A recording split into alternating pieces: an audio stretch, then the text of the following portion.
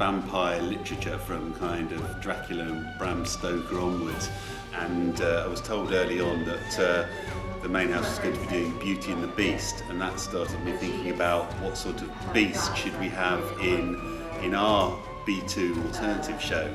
And in thinking of my favourite beasts, I thought, well, why don't we do something with vampires?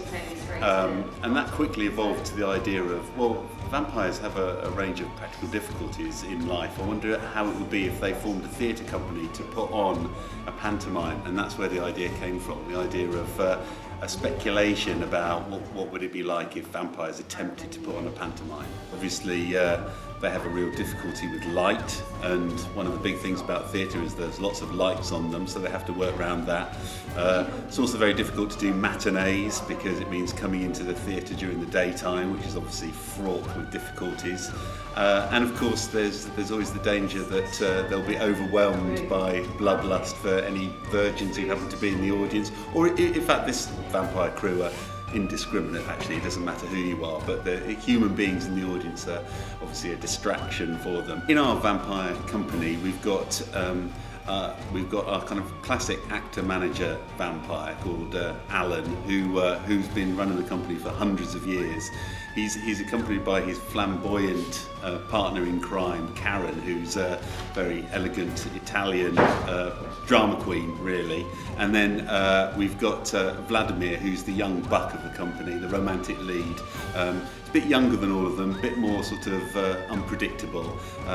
And they're joined for the first time by a human actor, and that's where the plot twists come in.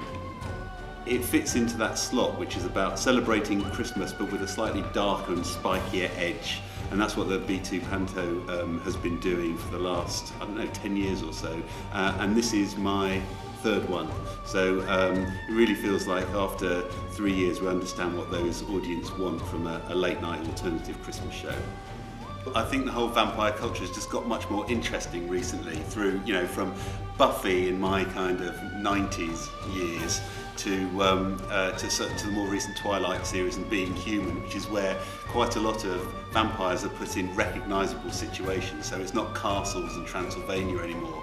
It's in urban settings quite often, and Coventry is one of the most urban settings you get, so it's really nice to sort of have a lot of cultural reference points to vampires being in normal situations and the play that comes with that, as well as still being really full on with the gothic, the blood, and and all the things that we want in vampires, the superhuman strength and the ability to fly.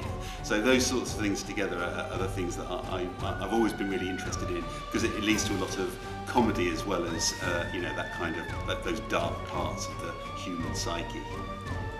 Summing up in 3 words, I'd say it was funny, frenzied, and fangtastic.